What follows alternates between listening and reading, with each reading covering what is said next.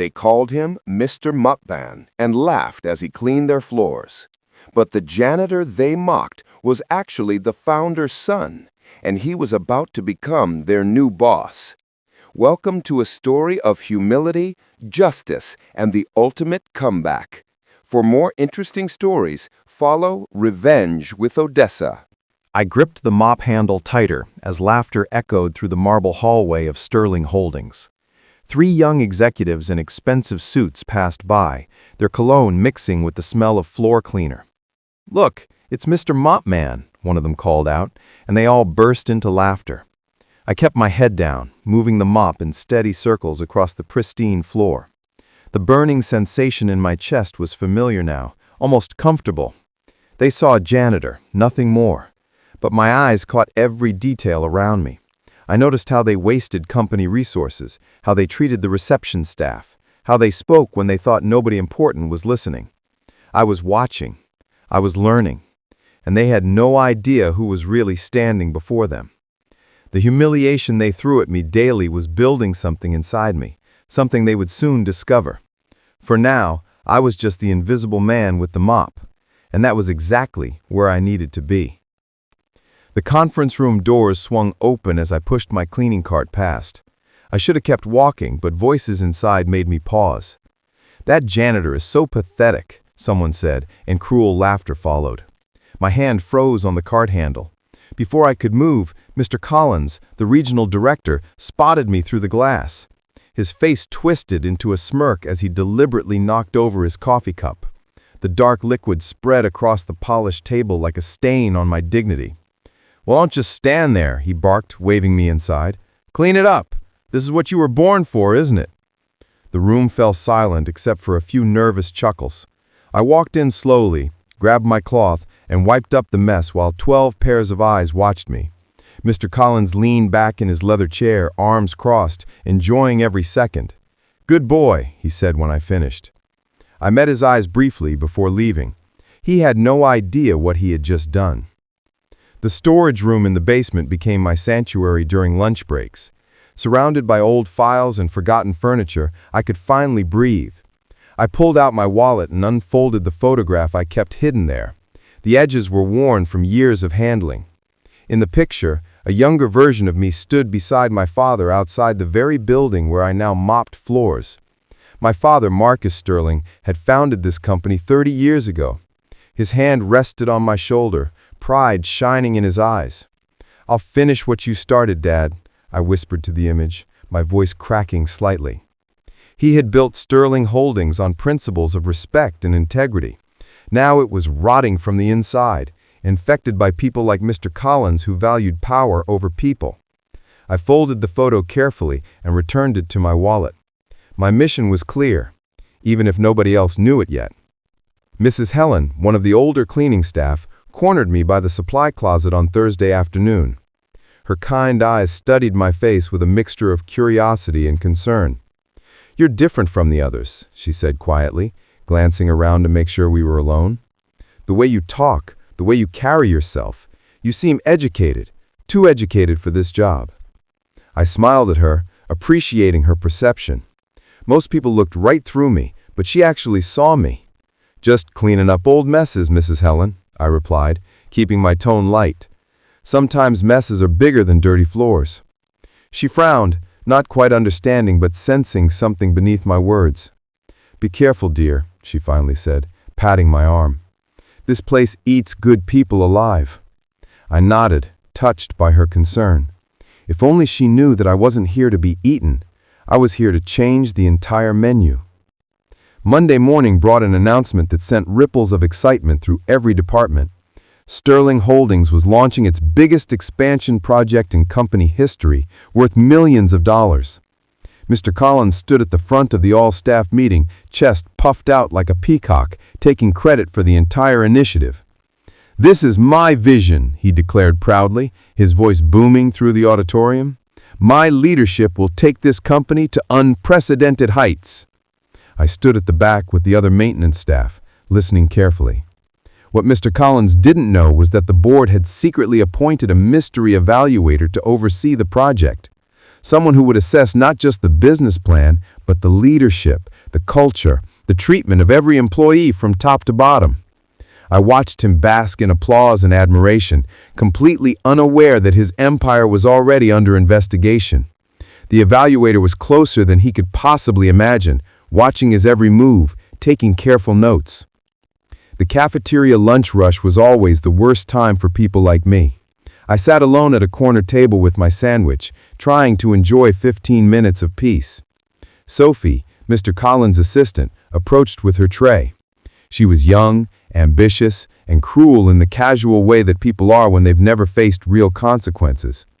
Without warning, she dumped her leftover soup near my seat, the liquid splashing onto the floor beside my feet. "Oops," she said with mock innocence, her friends giggling behind her. "Guess that's more work for the background furniture." She smirked, waiting for me to react with anger or embarrassment. Instead, I calmly set down my sandwich and looked directly at her. "Tables turn, Miss Sophie," I said quietly, my voice steady and clear. "They always do." Something in my tone made her smile falter for just a second. Then she laughed it off and walked away. But I noticed her glance back twice, uncertainty flickering in her eyes. The office was dark and empty when I made my way to the executive floor that night. My janitor's keycard gave me access to places most employees never saw. I pulled out my personal phone, the expensive one I kept hidden in my locker, and dialed a secure number. "Yes, I've seen everything," I said when the line connected.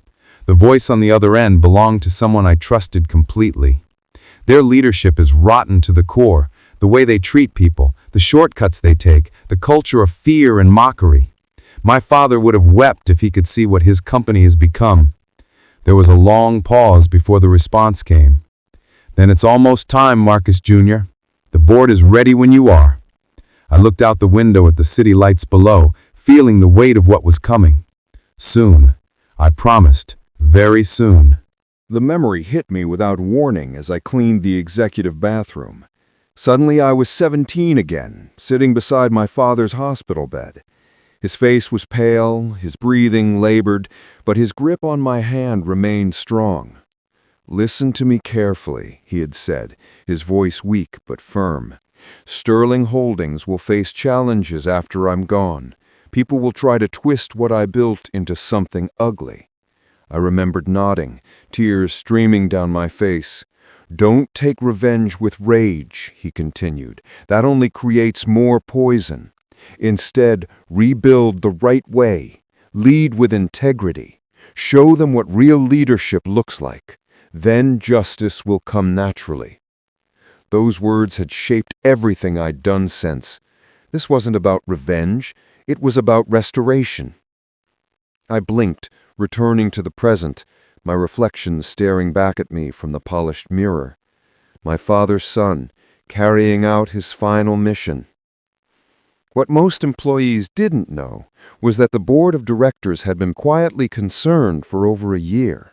Reports of workplace harassment, ethical violations, and toxic management had reached their ears. But corporate complaints often disappeared into bureaucracy, especially when powerful managers like Mr. Collins were involved. So, the board had made an unusual decision. They needed someone who could observe the company from the ground level, someone who would see the truth that never made it into official reports. When I approached them with my proposal, they were shocked but intrigued. The founder's son, willing to work undercover as a janitor to understand what his father's company had become? They agreed immediately. For 6 months, I'd been their eyes and ears, documenting everything, and my final report would determine who stayed and who went. The evaluator they'd announced wasn't coming. He was already here, had been here all along, pushing a mop and emptying trash bins while gathering evidence. The entire building went into panic mode when word spread that Mrs. Daniels, the CEO from headquarters, was making a surprise visit. Mr. Collins practically ran through the hallways, barking orders at everyone. "Make everything perfect. Hide anything that looks unprofessional." Then he added with a sneer, "And keep the janitors out of sight. I don't want her tripping over cleaning equipment." I was wiping down the lobby windows when her car pulled up. Mrs. Daniels stepped out, elegant and sharp-eyed, scanning the building like a general surveying a battlefield. As she walked through the entrance, our eyes met. I nodded respectfully, and to everyone's surprise, she walked directly toward me. "Good morning," she said warmly, her smile genuine. "Thank you for keeping our building so clean." Mr. Collins rushed over, trying to redirect her attention, but not before I saw it. That knowing look in her eyes, that small, satisfied smile. She knew exactly who I was. The promotion celebration for Mr. Collins was everything you'd expect from someone who loved attention. The executive lounge was decorated with balloons and expensive catering. I was there, of course, because someone had to clean up afterward. Sophie was holding court near the refreshment table, her laughter loud and forced. As I passed by with trash bags, she stepped backward deliberately, right into my path. I stumbled, and my elbow knocked into a decorative vase on the display shelf. It fell and shattered into pieces on the marble floor. "Oh my God!" Sophie shrieked, drawing everyone's attention. "The janitor just broke the antique vase! That cost more than he makes in a year!" The room erupted in laughter and gasps. Mr. Collins shook his head in disgust. I knelt down to pick up the pieces when I heard heels clicking on the floor. Mrs. Daniels had entered the room. The laughter died instantly. She surveyed the scene with cold eyes, then spoke quietly but clearly. "You'll regret this mockery." The memo appeared in everyone's inbox Tuesday morning, and the office atmosphere changed instantly. All departments will undergo comprehensive review by the board's evaluator next week. Attendance mandatory. Performance, ethics, and leadership will be assessed. Panic spread like wildfire. Mr. Collins called emergency meetings, his confident swagger replaced by nervous energy. He ordered mandatory overtime, demanded perfect reports, and coached everyone on what to say. "Smile at everyone," he instructed his management team. "Be kind to the support staff, at least while the evaluator is here." I watched the fake transformation with quiet amusement. People who'd barely acknowledged my existence suddenly greeted me cheerfully. Sophie actually held a door open for me, her smile plastered on like a mask. They were all scrambling, desperate to hide 6 months of bad behavior behind 1 week of politeness. But they were too late. The evaluation had been happening all along. Every insult, every mockery, every casual cruelty had already been documented in my detailed reports to the board. Something shifted in the days leading up to the supposed evaluator's arrival. My routine continued unchanged, mopping floors, emptying bins, cleaning windows, but people started noticing things they'd missed before. The way I walked with my head high despite the humble work. The way I spoke when I chose to speak, with clarity and confidence that didn't match my uniform. Mrs. Helen whispered to another cleaner during our break, loud enough for me to hear. "There's power in the way he walks, always has been." I pretended not to notice, but her words warmed something inside me. My father had walked these same halls with dignity, treating every employee as valuable. I was channeling his spirit, his principles, even while wearing a janitor's uniform. The costume didn't define me. Character defined me. And slowly, some people were beginning to sense that the man pushing the mop cart was not what he appeared to be. Sophie's confidence crumbled as the evaluation week approached. I was restocking paper towels in the executive bathroom when she rushed in, not realizing I was there. She stared at herself in the mirror, her hands shaking slightly. When she noticed me, she jumped. "Oh, I didn't see you." For the first time since I'd met her, she looked genuinely frightened. "Can I ask you something?" I nodded, continuing my work. "People are saying the evaluator is already here, disguised as regular staff. Do you know anything about that?" I paused, turning to face her directly. Our eyes met in the mirror. "Maybe I do," I said simply. Her face went pale. If you do know who it is, please. I've been under so much pressure. Mr. Collins makes us act certain ways. I'm not usually like this, I swear." I didn't respond, just gathered my supplies and headed for the door. Before leaving, I glanced back. Character isn't what we do under pressure, Miss Sophie. It's who we are when no one important is watching. Mr. Collins' desperation reached new heights when he organized a charity photo opportunity. He gathered all the maintenance staff, including me, and had us clean the front entrance while photographers captured him working alongside the little people. He wore an expensive shirt with the sleeves rolled up, holding a broom he clearly didn't know how to use. "Sterling Holdings cares about every employee," he declared to the cameras, his arm draped around my shoulders like we were old friends. The same man who'd made me clean up his deliberately spilled coffee was now using me as a prop for his fake generosity. I stood there silently, maintaining a neutral expression while he performed his act. The photographers ate it up, snapping pictures of his manufactured humility. When the cameras finally left, he dropped the broom and wiped his hands with disgust, as if the prop had contaminated him. I watched him walk away, shaking my head.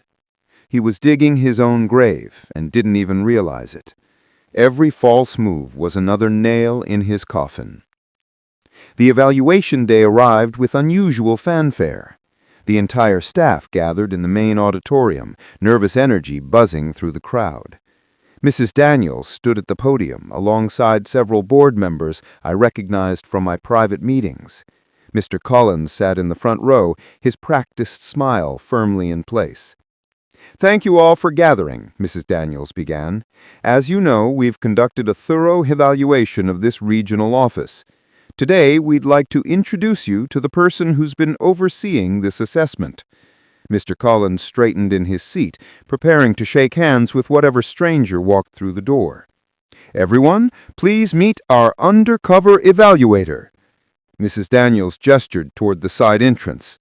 I stepped forward from where I'd been standing with the maintenance staff, walked up the aisle, and climbed the stage. I pulled out my identification badge, the one I'd kept hidden for 6 months, and held it up. The name was clearly visible. Marcus Sterling, Jr. The room fell into absolute, deafening silence. I watched Mr. Collins' face transform through several emotions in rapid succession: confusion, recognition, disbelief, and finally, pure terror. The color drained from his skin as the reality crashed over him. The janitor he'd mocked, humiliated, and treated like garbage was the founder's son. Sophie's hand covered her mouth, her eyes wide with horror. Around the auditorium, whispers erupted like wildfire. Some employees who'd been kind to me looked relieved. Others who joined in the mockery looked sick. I stepped up to the microphone, my voice calm and steady. "For 6 months, I have worked alongside all of you. I have cleaned your offices, emptied your trash, and listened to your conversations. You taught me everything I needed to know about leadership in this company." I turned to look directly at Mr. Collins. "And you, Mr. Collins, taught me the most valuable lesson of all. You showed me exactly who should never be trusted with power over others." His mouth opened and closed like a fish, but no words came out. Mrs. Daniels took over the microphone as I stepped aside. "The board has reviewed Mr. Sterling's comprehensive reports with great concern. His findings reveal systemic problems in leadership, workplace culture, and ethical standards." She pulled out a folder, her expression grave. "Mr. Collins, you are hereby suspended pending a full investigation into multiple allegations of workplace harassment and ethics violations." Security guards appeared at the side doors. "Ms. Sophie Harrison, you are also suspended for similar reasons." Sophie burst into tears, but Mrs. Daniels continued without pause. "This company was built on principles of respect and integrity. Those principles will be restored." She turned to me with a formal nod. "Mr. Sterling has demonstrated not only exceptional insight, but also remarkable humility and dedication. His father would be proud." The board members stood and applauded. Slowly, the rest of the auditorium joined in, the sound growing from scattered claps to thunderous approval. Not everyone was happy, but everyone understood that change had arrived. The next morning felt surreal. I arrived at Sterling Holdings through the front entrance instead of the service door I'd used for months. The lobby had been transformed overnight. A large banner stretched across the wall reading, "Congratulations to our new regional manager, Mr. Marcus Sterling, Jr." Employees filed in for the official announcement meeting, their faces showing every emotion from excitement to anxiety. When I walked to the front of the room, now wearing a proper suit instead of my janitor's uniform, a wave of whispers spread through the crowd. Some people stood immediately, applauding. Others remained seated, stunned. Mrs. Helen was in the third row, tears streaming down her face, clapping harder than anyone. I took the microphone and looked out at the sea of faces. These were my people now, my responsibility. I know this is shocking, but everything that happened over these past months happened for a reason. This company needs to remember what it was built on. After the meeting ended, Sophie approached me in the hallway. Her eyes were red and swollen from crying, her designer clothes wrinkled. "Mr. Sterling, please, I need to talk to you." I stopped, giving her my attention. "I'm so sorry," she said, her voice breaking. "I was horrible to you. The things I said, the way I treated you. I have no excuse. I was caught up in the culture here, trying to fit in with Mr. Collins and his group." She wiped her eyes. "I know you probably can't forgive me, but I needed you to know that I'm ashamed of who I became in this place." I studied her for a moment. The arrogance was gone, replaced with genuine remorse. "I accept your apology," I said quietly. "But let this be your reminder, Miss Sophie. Titles fade, positions change, but character lasts forever. The person you are when you think nobody important is watching, that's who you really are." She nodded, fresh tears falling. "I understand." I hoped she truly did. Mr. Collins tried one last desperate move.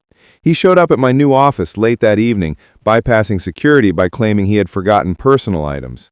My assistant buzzed to warn me, but I told her to let him in. He entered with false bravado, attempting to reclaim some dignity. "Look, Sterling, what happened out there was just workplace banter. You know how it is in corporate culture. A little teasing builds character." I leaned back in my father's old chair, the one I'd had brought up from storage. "Humiliation isn't leadership, Mr. Collins. And you didn't build an empire. You built a kingdom of fear and mockery, where people's worth was determined by how much power they had over others." His face reddened. "You can't prove half of what you claim." I opened a drawer and pulled out a thick folder. I have 6 months of documentation, recordings, testimonies, incidents, all of it. Security appeared at my door. "Mr. Collins needs to be escorted from the building." My first week as regional manager was dedicated to transformation. I called meetings with every department, but especially with the staff who kept the building running: maintenance, security, reception, cafeteria workers. "You are the foundation of this company. Without you, nothing else functions." I announced immediate changes: full benefits for all maintenance staff, including health insurance and retirement plans, fair wages that reflected the value of their work, an open-door policy where anyone could raise concerns without fear. Most importantly, I created an ethics and mentorship program. Every manager would be evaluated not just on profit margins, but on how they treated their teams. I promoted people based on character as much as competence. The old guard resisted, but the board supported me completely. We were rebuilding Sterling Holdings the way my father had envisioned it, as a place where every person mattered, regardless of their position on the organizational chart. Mrs. Helen sat across from my desk, her hands folded nervously in her lap. She'd been called to the regional manager's office and was clearly worried she'd done something wrong. "Mrs. Helen, you've worked here for 15 years. In all that time, you've been one of the few people who treated everyone with genuine kindness." She looked confused. "I just do my job, Mr. Sterling." I smiled. "You do much more than that. You see people, really see them. That's a rare gift." I slid a folder across the desk. "I'm creating a new position, Staff Relations Officer. Your job will be to ensure that every employee, from the CEO to the newest hire, is treated with respect and dignity." Her eyes widened as she opened the folder and saw the job description and salary. "You're giving me this?" Tears began flowing down her face. "Your father would be so proud of you," she whispered. "He is," I replied. Through you and people like you, his spirit never left this building. The company-wide address was scheduled for Friday afternoon. Every employee gathered in the auditorium, and we also live-streamed it to our other offices nationwide. I stood at the podium, looking out at faces that had seen me at my lowest point. I was mopping these floors not long ago. I emptied your trash. I cleaned your bathrooms. I heard your jokes about Mr. Mopman. Some people shifted uncomfortably. But here's what I learned during those 6 months. Power isn't in your position. It's not in your title, or your salary, or your corner office. Real power is how you treat people who can do absolutely nothing for you. I paused, letting the words sink in. That's the culture we're building here now, where janitors and executives eat in the same cafeteria and treat each other as equals, where respect flows in all directions. The speech went viral within hours, shared millions of times across social media, sparking conversations about leadership and dignity in workplaces everywhere. Saturday morning, I drove to the cemetery on the edge of town. My father's grave was under a large oak tree, exactly as he had requested. I knelt down and placed my new regional manager badge beside the tombstone next to the flowers I'd brought. We're rebuilding it your way, Dad. With heart, with integrity, with respect for every person who walks through those doors. The morning sun broke through the clouds, warming my face. I thought about the journey, about the humiliation that had tested my resolve, about the people who had showed their true characters when they thought I was powerless. It had all been necessary. Every mocking laugh, every degrading comment had prepared me for this moment. I stood up, brushing dirt from my knees. Sterling Holdings had a future now, one built on the principles that actually mattered. As I walked back to my car, I felt lighter than I had in years. The janitor had become the leader, not through revenge, but through understanding what true leadership meant. My father's legacy was safe, and the real work was just beginning.